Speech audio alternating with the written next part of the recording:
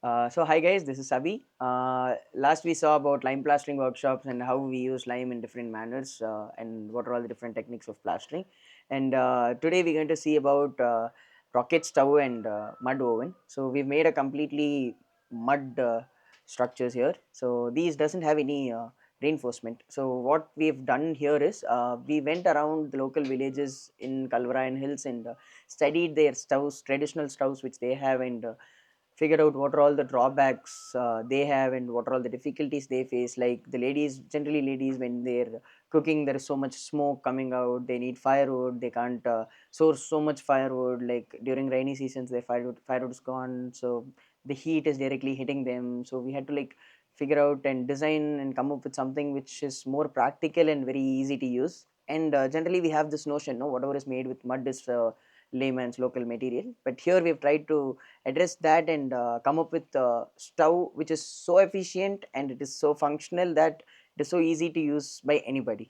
So we see, as we see this, like Akka is making vada, and it's a very healthy vada actually. So yeah, let's have a little bit of it. It's made out of ragi, right? Yeah, it's made out of ragi, healthy ragi vada. So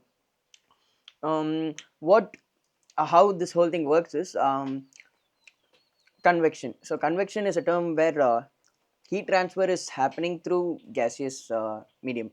So we are trying to keep the fire away from it. Generally in traditional stoves we have fire directly below the burner, right, which causes the which gives more heat than required. So what we do here is the fire is placed outside the burner, and the same fire can heat up two different burners. So the primary burner will be having more heat, and the secondary burner is going to have lesser heat, where for cooking we can manipulate the heat and like a little bit and come up with something like this. So what happens here is, like, when you put the fire outside, the heat is what helping us to cook in the burners. So once the heat is finished doing its job, it'll try to raise up and go out.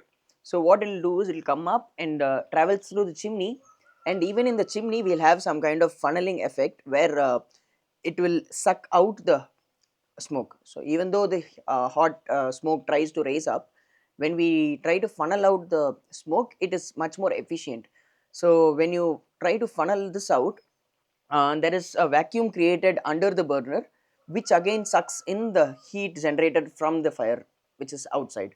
So that's the basic principle of the whole thing. For maintaining this is very easy. What we generally do is we mix mud, cow dung, hash, which is actually generated from this stove, put them together, make a very plastery mix, and then like apply it over a period of time. So what happens is the mud stoves, there is heat inside it, right? So it needs to be it will tend to crack. All these are surface cracks, and it is not going to compromise your structure. So when you make such a mixture and start applying to it over a period of time, and these cracks will just vanish and it won't be a problem. But these cracks are going to keep coming back, so it's not something to worry about, and it will still work. So this stove, when you're designing such a stove, no, like you'll have to play with the amount of heat it's going to generate. So we have to make sure that the thermal mass, whatever you do, has a good thermal mass, so that it doesn't we don't feel the heat here. So the walls you see here is made out of rammed earth, where we've just used rammed earth and some lime to it. So when you ram it in, so when it's so densely compacted, it doesn't let the heat go outside, so the heat loss is very less. So vertically with the walls we've made this, and that way we can retain the heat. But what happens in the this phase and what happens in the top phase? So what we've done here is, like, we've added different layers of insulation with different materials. So the first layer of insulation is some broken glasses. So when you make the glasses, when you break the glasses and put them in a layer, it's going to have natural air pockets to it, so which will act as a thermal insulation.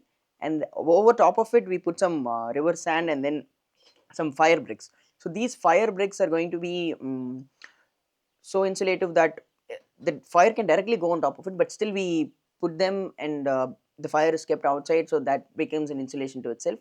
And the final layer of insulation on the walls is, um, we've put some insulation wool. So the insulation wool will retain the heat loss. So generally around 50% it can reduce the heat loss. So this way we've got an functional rocket stove which is completely made out of mud. In this particular rocket stove, we keep the fire away from it. So due to Venturi effect, it takes the heat, not the fire. It just takes the heat to the stove. Where in this particular stove, it takes it to two different burners. So we have one fire inlet and two different burners. So in this way, we can actually little bit manipulate the temperature in which the burners are burning. So the one burner which is very close to this will have a higher temperature. The one which next to is going to have a little lower temperature. So we'll have proper made lids to it so that the smoke doesn't go out of it. The burners are made uh, to precision that the smoke cannot let out, because the whole thing works in the principle of convection. So we have to make sure that the heat is traveling with to all the burners and then exits through the chimney. It's very basic principle, no? Hot air races. So that's how the whole rocket stove is working. We came across a demolishing structure. They were like just demolishing it, and we were like asking them why do you did that, and they told us like it's very difficult for them to maintain and they had to like demolish the structure. And these tiles were like they were telling us it's going to go to waste. So we told, why are you wasting it? Nobody's making these nowadays, so let's give it to us so that we'll use of it. So they are around 120 years old now, and they're of different sizes nowadays. Factory made terracotta tiles are like all very same size, no? These are like handmade, so it's very different sizes, and it's there are challenges to work with it, but we still choose to do that. So this roof has around three layers to it. We've put country tiles on top. Below that there is bison board which is 10 thickness, and below that we've used nib bamboo. So generally when you harvest bamboos, no, we get three parts of it. The bottom is going to be very structurally sound and that can be used for structures.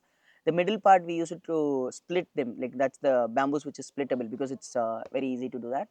And the top part, the nib, generally people don't use it, like it goes to firewood. So we made use of them, like after drying it looked like waste, generally looks like waste, but we put them in the roof, and you see that, no, we then started growing veggies and whatnot, the creepers on top of it. That again gives us a very good elevation. Yeah, so for this structure we've used teak logs. So these teak logs were harvested around 1.5 2 years ago. So when we harvest this, it generally has a lot of moisture content to it. So it needs to lose that moisture content. So we have to season it. So how we season it is like just nature does it. We just have to place them in checked manner and let it to dry in a shaded area.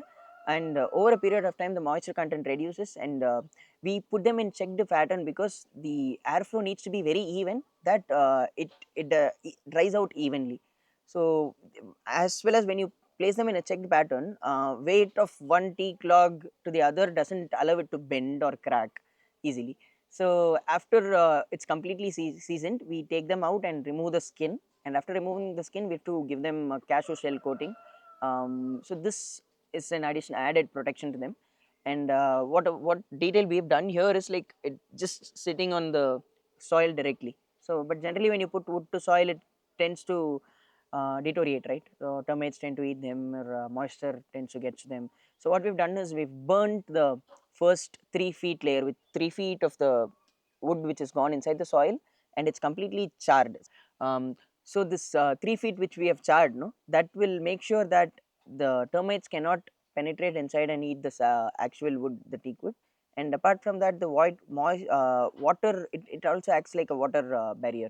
So it doesn't allow the water to penetrate to the actual wood which is still inside.